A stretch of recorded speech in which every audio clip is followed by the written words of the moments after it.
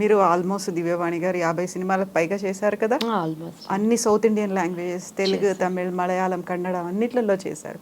Very రీసెంట్గా మలయాళ film ఇండస్ట్రీకి సంబంధించి కాస్టింగ్ కోచ్ మీ టూ మూమెంట్ అనేది జస్టిస్ హేమా కమిటీ రిపోర్ట్ వచ్చింది 2017లో. అంటే అంతకు ముందు వచ్చినటువంటి కాస్టింగ్ కోచ్ కంప్లైంట్స్కి సంబంధించి వెరీ రీసెంట్గా వచ్చినటువంటి రిపోర్ట్లో హీరోయిన్లే కాదు, క్యారెక్టర్ ఆర్టిస్టులే కాదు, జూనియర్ ఆర్టిస్టుల దగ్గర నుంచి మహిళలు ఎదుర్కొంటున్నటువంటి కష్టాలు ఫిల్మ్ ఇండస్ట్రీలో ఏమనిపిస్తుంది ఇలాంటివన్నీ మీరు చూసినప్పుడు? చాలా బాధ అనిపిస్తుంది అండి. అసలు అప్పుడు వచ్చిన రిపోర్ట్ని ఇంతవరకు దానిని బయటికి రాకుండా దాచిపెట్టారు అంటేనే, సో ఇంకా నిజాలని అది ఆడైనా మొగైనా ఎంత అణగదొక్కుతున్నారనేది మనకు అర్థమైపోతుంది. నిజంగా ఎస్పెషల్లీ సినిమా ఇండస్ట్రీలో అయితేనండి, ఈవెన్ డాన్సర్స్ కానీ, తర్వాత మన సపోర్టింగ్ ఆర్టిస్టులు కానీ, జూనియర్ ఆర్టిస్టులు కానీ, ఎప్పుడు కూడా నేను ఒకటే చెప్తానండి, స్వతగా ఆడది ఎప్పుడు కూడా విచ్చలవిడితనానికి కోరుకోదు. ఎక్కడో అటువంటి క్యారెక్టర్స్ 100కి 1 ఉంటారో, లేదు ఒక 10 మంది ఉంటారు. అన్నీ ఉన్నా కూడా ఎగబడి ఇంకా ఇంకా అత్యాశతో అన్ని రాంగ్ ట్రాక్స్ ఏమన్నా ఉపయోగించుకొని పైకి వెళ్ళిపోయి డబ్బులే జీవితం అనుకొని, పేరు ప్రతిష్టలే కావాలనుకోనో అడ్డదారుల్లో వెళ్ళేవాళ్ళు ఎక్కడో 100కి 10 మంది ఉంటారు. కానీ 90% వరకు పద్ధతులుగా ఉండాలని కోరుకుంటారు ఎవరైనా కూడా ఆడది. కానీ చాలామంది ఏంటంటే, ఇది ఇవ్వకుండా ఉంటే, ఇక్కడ బంధించి పెడితే వాళ్ళ దగ్గర నుంచి వస్తుందని మ్యాక్సిమం ఇబ్బందులు పెడతారు. అటువంటి టైంలో కొంతమంది కుటుంబ పరిస్థితులను బట్టి వాళ్ళు సోలిపోవటం కానీ వాళ్ళ మనసు ఎంత ఏడుస్తుందో అది ఎప్పుడు ఉసురుకు ఉసిరేనండి.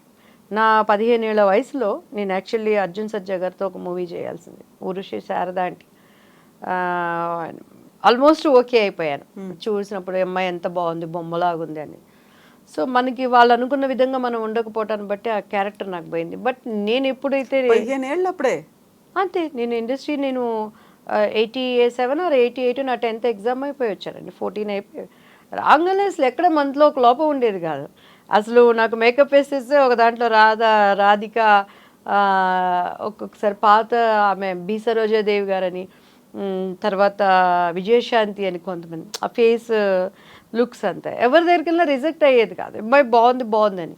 సో అట్లా నన్ను పిలిపించేవాళ్ళు అనమాట. బట్ ఏదున్నా కూడా వెనకాల అమ్మలేంది మాత్రం అసలు ఎక్కడికి నేను కదిలేదాన్ని కాదు. అట్లా అవకాశాలు పోయినా కూడా నేను ఎప్పుడు బాధపడలా. 15 ఏళ్ళు ఉన్నాయి, ఫస్ట్ మూవీకి సెలెక్ట్ చేసుకోవాలి, అప్పుడే వాళ్ళు ఎక్స్పెక్ట్ చేశారు మీ దగ్గర నుంచి. 100% అండి, 100%. కానీ మా అమ్మగారు అసలు మా చెవులకు కూడా తెచ్చేవాళ్ళు కాదు. అమ్మాయి చిన్నపిల్లలేండి, మళ్ళీ పోతే పర్వాలేదులేండి, నో వరీ అని. సో అట్లా పెద్ద పెద్ద గొప్ప హీరోలతో నేను చేయలేకపోయిన మాట వాస్తవం అండి. తప్పదు, ఇక ఆడదని ఉన్నప్పుడు రేపు జనరేషన్ ఇంకెలా మారుతాయి మనం చెప్పలేం. ఆ టైంలో వాళ్ళే అడుగుతారా, అడిగిస్తారా, అసలు ఏం జరుగుతుంది అక్కడ? కాంప్రమైజ్ అవ్వాలి, కమిట్మెంట్లు అనేవి చాలా కాలం నుంచి వినిపిస్తున్నాయి. డైరెక్ట్గా ఇంటరాక్ట్ అవుతారా, వాళ్ళే మధ్యలో ఉంటారా మీడియేటర్లుగా సినిమా వాళ్ళు? ఎలా ఉంటుంది అసలు? నాకైతే ఐ డోంట్ నో అండి ఇప్పటి వరకు అసలు ఏంటి అనేది. నేను పెద్ద వాటి మీద మైండ్ పెట్టను. వస్తే చేస్తా, లేకపోతే దేవునికి 100 నమస్కారాలు పెడతారు, ఇది కాకపోతే ఇంకోటి వస్తుంది అనుకునే మైండ్లో ఉండేదాన్ని. మాకైతే అప్పుడు మాకు డేట్స్ చూస్తానికి మేనేజర్ ఉండేవాళ్ళు, వాళ్ళు అమ్మనే మాట్లాడుకునేవాళ్ళు. నా చెవుల వరకు ఏది మనకు రాదు, అంతవరకు అసలు వాళ్ళు తయారు. సినిమా పోయింది, ఈ అవకాశం నీకు పోయింది వాణి అనేవాళ్ళు. ఆ తర్వాత నాకు ఒక 18-19 ఇయర్స్ వచ్చినాక నాకు అర్థమైంది ఎందుకు పోతున్నాయి క్యారెక్టర్స్ అని. సో నేనేం పెద్ద దాన్ని మైండ్ చేసుకోలేదండి.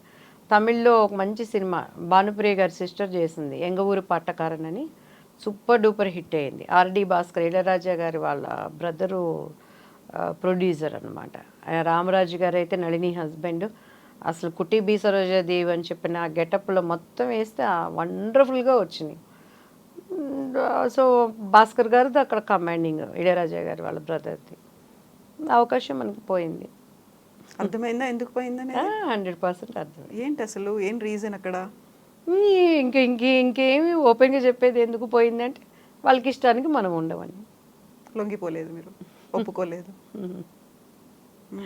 సో మంచి సినిమా. తర్వాత మేము ఆ టీ నగర్లో వెళ్ళేటప్పుడు పెద్ద పెద్ద పోస్టర్లు చూసి సినిమా ఉంటే బాగుండేది కదా అని బాగుండేదా, ఓకే మనకి అమ్మ ఉంది, అన్నయ్య ఉన్నాడు, అక్క ఉంది, కావాల్సింది టైం టు టైం వెళ్తుంది, మంచి ఎక్సర్సైజ్, డ్యాన్స్ అన్నీ. ఇది కాకపోతే ఇంకొకటి వస్తుంది. అంటే నేను ఇష్టంగా రాలేదు సినిమాల్లోకి. నేను నేను ఒక సావిత్రి అవ్వాలనో, నేను ఒక రాధ అవ్వాలనో, విజయశాంతి అవ్వాలనో నాకు అసలు లేదు. ఆలోచన నాకు లేదు. ఏదో శారదా గారు చూడగలి, ఈ అమ్మాయి బాడీ ఫిజిక్ బాగుంది, ఆర్టిస్ట్ని చేయండి అన్నారు. నువ్వు హీరోయిన్ అవుతావంట అన్నారు. అన్నీ వాళ్ళే చేశారు కాబట్టి ఇప్పుడు నా ఇష్టంగా నేను చేస్తే బాధపడేదాన్నేమో. అసలు అవగాహన లేదు నాకు. సినిమాలు అంటే ఏంటో తెలియదు. ఈ పేరు ప్రఖ్యాతులు అంటే పోనీ ఈ సినిమాలు చేసినాకేమన్నా నేను ఏపీ వెళ్ళటం కానీ, అప్పట్లో ఆంధ్ర వెళ్ళటం కానీ, లేదా పబ్లిక్లోకి వెళ్ళటం కానీ తెలియదు. ఇంత ఇప్పుడంటే సోషల్ మీడియాలో క్రేజ్ అంటే తెలిసింది కాబట్టి ఎగబడుతున్నారు. అప్పుడు మాకేం తెలియదు. ఈ కుటుంబము నలుగురే. బయట ఎప్పుడు నేను పబ్బులకు పోయింది లేదు, ఫంక్షన్లకి బయటికి వెళ్ళింది లేదు. ఏదైనా 100 days ఫంక్షన్స్కి ఏదైనా ఉన్నా కూడా అమ్మ అన్నయ్యతో వెళ్ళటము, ఆ ఫంక్షన్ అయిపోయిన 5 నిమిషాలకి అందరూ దండం పెట్టడం, కారు ఎక్కడం, రావటం. సో ఇట్లా సిచ్యువేషన్లో ఏమైనా తెలుస్తుంది మనకి. మీరు అవన్నీ మిస్ అయిపోయాను అని అనుకున్నారా? అంటే ఇలాంటి ఒక బ్యానరు, లేకుంటే ఇలాంటి హీరో, అలాంటి ఒక గొప్ప దర్శకుడు అనుకున్నాను. చేయలేనప్పుడు అనుకున్నాను నేను. చేయలేనప్పుడు యాక్చువల్లీ అక్క మొగుడులో సుహాసిని గారి క్యారెక్టర్ ఏం చేయాల్సింది. అప్పారావు గారు ఫస్ట్ సుహాసిని క్యారెక్టర్ దివ్యవాణి అని చెప్పని అన్నారు. తర్వాత చూస్తే నలుగురు సిస్టర్లో నా క్యారెక్టర్ ఇట్లా. అప్పట్లో ఏం తెలిసేది, స్టోరీ చెప్పేవాళ్ళం, 10 సినిమాలు బిజీగా చేసుకునేవాళ్ళం. రాజశేఖర్ గారు పక్కన. తర్వాత కట్ చేస్తే సుహాసిని గారు, క్రాంతి కుమార్ గారిది. ఇదేంటండి అమ్మాయి అంటే, ఆ అమ్మాయి చిన్న ఫేస్గా ఉంది, చిన్న ఏజ్గా ఉంది, మళ్ళీ నెక్స్ట్ సినిమాలో చేస్తారు అని అడ్వాన్స్ అయిపోయి రేపు షూటింగ్ అన్నాక ఇవాళ తెలిసినప్పుడు ఏమనేవాళ్ళం. అప్పట్లో మీడియాలు లేవు, ఇంత అల్లరి లేదు. ప్రెస్లో ఏమైనా ఉందంటే ఫిలిం ఛాంబర్లోకి వెళ్ళి చేతులు కట్టుకొని నిలబడాలి, దోషులుగా వాళ్ళ ముందు ఉండాలి. బ్యాడ్ ప్రాపగండం చేసేవాళ్ళు. ఉండే అవకాశాలు కూడా పోతే ఏమోనని చెప్పని అమ్మ వాళ్ళకి ఒక ఇంటెన్షన్ ఉండేది. సో అట్లా చాలా వరకు అలానే లేడీస్ స్పెషల్ వాణి విశ్వనాథ్ క్యారెక్టర్ నేను చేయాల్సింది జంజాల గారిది. అక్కడ కొన్ని పెద్ద తలకాయలు నెట్వర్క్లు ఏం చేస్తాం. ఇన్సైడ్ అదే సినిమాకి సంబంధించిన 100% నా వరకు అయితే అదేనండి. కానీ నాకు ఉన్న అదృష్టం ఏంటంటే నా వరకు ఆ ప్రాబ్లమ్స్ తెచ్చేవాళ్ళు కదా అమ్మ వాళ్ళు. టపటపటపట బిజీగా ఈ సినిమా చేసుకుని ఆల్రెడీ వచ్చే పేరు వచ్చేసింది పెళ్లి పుస్తకం ద్వారా. ఇంకో కొత్తగా వచ్చేదే ఉంది నాకు. ఇవన్నీ ఇలా అనుకున్నప్పుడు మీకు రావాల్సిన సినిమానో, మీరు హీరోయిన్గా చేయాల్సినటువంటి ఆ ప్రాజెక్టు మిస్ అయిపోయింది, ఇంకా వేరే వాళ్ళు చేశారనుకున్నప్పుడు, ఆ తర్వాత ఫిల్మ్ రిలీజ్ అయిపోయిన తర్వాత పేరు, విపరీతమైన పేరు, ఫేమ్ అనేది ఇవన్నీ వచ్చిన తర్వాత ఎప్పుడైనా వాళ్ళని కలిసినప్పుడు అలా మాట్లాడుకోవడంలో ఎప్పుడైనా తెలిసిందంటే దివ్యవాణి చేయాల్సిన క్యారెక్టర్ మీరు చేశారు అనేది ఇంటరాక్షన్లో వచ్చిందా? మీతో ఎవరైనా చెప్పారు? ఆమెని నేను ఇది మన చాలా గేమ్ షోస్లో చేసాము. ఒకసారి మేమిద్దరం ఫ్లైట్లో వస్తా చాలాసేపు మాట్లాడుకున్నాం. అప్పుడు మిస్టర్ పెళ్ళాం మీరు చేయాల్సింది నేను చేశానని వచ్చినప్పుడు బాపు గారు పెళ్లి పుస్తకం సినిమా అమ్మాయికి అప్పట్లో డీవీడీలు డెక్కులు ఉన్నాయి, 100 సార్లు చూపించారట ఇలానే కావాలని. తర్వాత నేను రాధాగోపాలం చేశాను. రాధాగోపాలం స్నేహగా చెప్పింది, ஐயோ பாப்பு சார் அந்த படம் போட்டுட்டு காட்டிட்டே இருந்தாங்க, இப்படிதான் வேணும் అని. కన్ను ఎల్లా ఎవ్వడో అழகா இருக்கு உங்களுது అని చెప్పని స్నేహ మాట్లాడింది. సో అట్లా పోయింది అన్నప్పుడు నాకైతే నేను పెద్దగా ఎప్పుడు బాధ అనిపించలేదండి నాకు. ఎందుకంటే నా తప్పు ఉండో, నా కారణం ఉండో నేను మిస్ అయితే నేను బాధపడాల్సి ఉండేదేమో. అది లేనప్పుడు ఎందుకో నాకు ఎప్పుడు అలానే ఆమె ఈవివి సత్యనారాయణ గారు, తెనాలి ఆయన మన పద్మక గారి వాళ్ళ నాన్నగారు ప్రొడ్యూసర్ దానికి, సుభాష్ గారు అడ్వాన్స్ కూడా ఇచ్చారు మాకు. ఆ సినిమా తర్వాత ఊహా గారు చేశారు.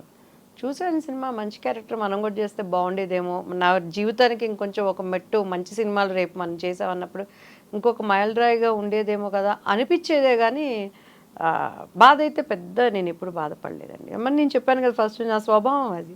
ఇప్పుడు ఈ మలయాళ ఫిల్మ్ ఇండస్ట్రీకి సంబంధించి ఇంత వచ్చిన తర్వాత మెల్లిగా బెంగాల్ నుంచి ఒకరు, అక్కడ నుంచి ఒకరు, ఇక్కడ నుంచి ఒకరు మాట్లాడుతున్నారు. ఇప్పుడు అక్కడ ఉన్నటువంటి మాలాగా అక్కడ అమ్మ అసోసియేషన్ మెంబర్స్ అందరూ ఇంక్లూడింగ్ ప్రెసిడెంట్ మోహన్ లాల్ దాన్ని రిజైన్ చేశారు. ఒక ప్రొటెస్ట్ లాగా రిజైన్ చేశారు తప్ప నిజంగా ఒక సమస్య ఉంది, సంఘీభావం ప్రకటిద్దాం, ఎవరైతే బాధితులు ఉన్నారో, ఎవరైతే కంప్లైంట్లు చేశారో వాళ్ళకి సంఘీభావంగా ఎందుకు రాలేకపోతున్నారు అక్కడ ఉన్నటువంటి హీరోలు కావచ్చు, ఆ స్టార్డమ్ సూపర్ స్టార్ ఉన్న వాళ్ళు రాలేకపోతున్నారు అని అంటే అది మన అదృష్టం అనుకోవాలి, మన దౌర్భాగ్యం అనుకోవాలి, ఆడదానికి ఉన్న అదృష్టం అనుకోవాలి.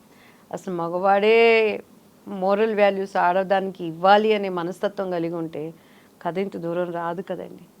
మనం బ్రతిమలాడే ఎక్కడ చేయించుకుంటే వాళ్ళ బాధ్యత అనుకోవాలి. నిజంగా మనసులో పెయిన్ ఉన్నప్పుడు ఈరోజు కలకత్తాలో ఒక డాక్టర్కి సంఘటన జరిగిందంటే అది ఘోరాతి ఘోరం, బాధాకరం. ఆ అమ్మాయి పడిన ఆ నరకము, ఆ తల్లిదండ్రులకి ఎంత వేదనో, మనం తల్లిదండ్రులు కాకపోయినా తోబుట్టులు కాకపోయినా మనకి అంత వేదన. కాసేపు 2 రోజులు 3 రోజులు ఆ న్యూస్లో చూపించే దానిని బట్టి అట్రాక్ట్ అవుతున్నాం, చూస్తున్నాం, మర్చిపోతున్నాం.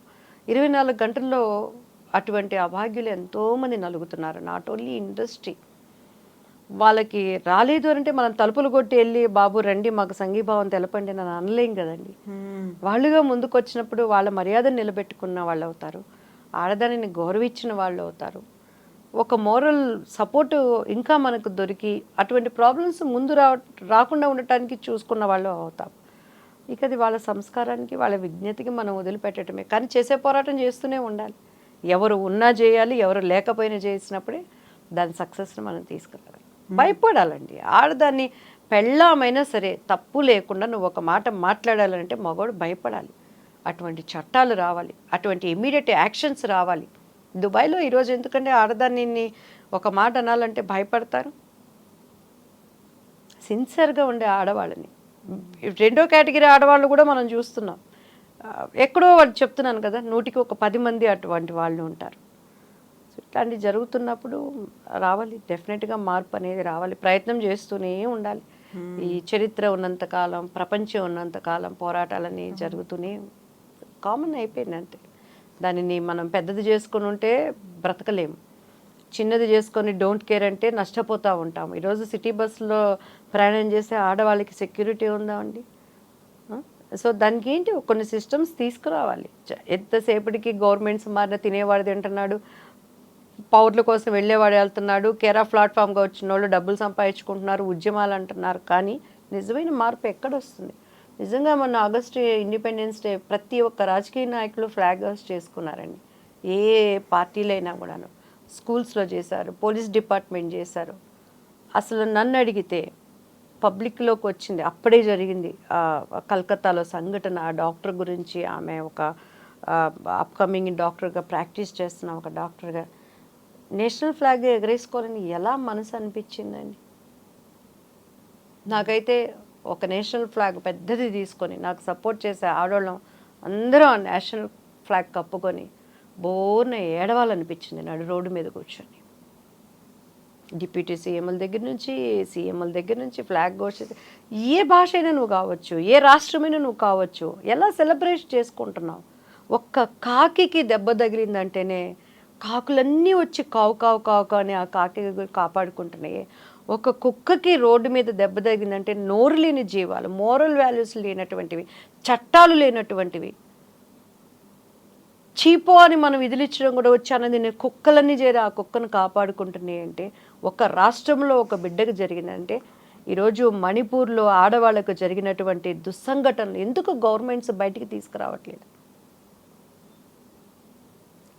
వైనాడులో పడిపోయింది కదా ప్రకృతి, మొత్తం క్షణాల నాశనం అయిపోయింది కదా, ఊళ్ళు కొట్టుకుపోయినాయి కదా, కనుమరుగయ్యాయి.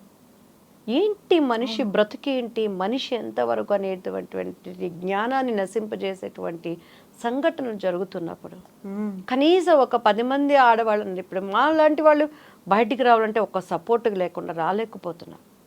కానీ మనసు ఏడుస్తూ ఉంటుంది. అన్నీ ఉన్నవాళ్ళు, ఒక సీఎం కూతుళ్ళు ఉన్నారు, పిఎం కూతుళ్ళు ఉన్నారు, చక్కగా వాళ్ళతో వచ్చి సెల్యూట్ చేసి నేషనల్ ఫ్లాగ్ ఎగరేస్తున్నారు. కానీ నీకు మనసులో కొద్దిగా కూడా బాధ లేదా? అరే పక్క రాష్ట్రంలో ఏ తల్లి కన్న బిడ్డో అంత ఘోరాతి ఘోరంగా ఒక 10 ముఖ్యమంత్రులు ఒక్కటైనప్పుడు ఆ స్టేట్లో జరిగింది న్యాయం బయటికి రాదా? ఒక మామూలు ఒక బ్యాడ్ నేమ్ ఉన్నటువంటి డిపార్ట్మెంట్లో ఉన్నటువంటి ఒక వ్యక్తి కథలుగా చెప్తున్నారు. అమ్మాయికి కొన్ని నిజాలు తెలిసినని, డ్రగ్స్ జరుగుతుందని, బాడీ పార్ట్స్ అక్కడ పోతున్నాయని. ఏం జరిగిందో ఇంతవరకు తీసుకురాలేకపోయే దుస్థితిలో మన భారతదేశం ఉన్నది అంటే ఎట్టుపోవాలి, ఏం చేయాలి మనం?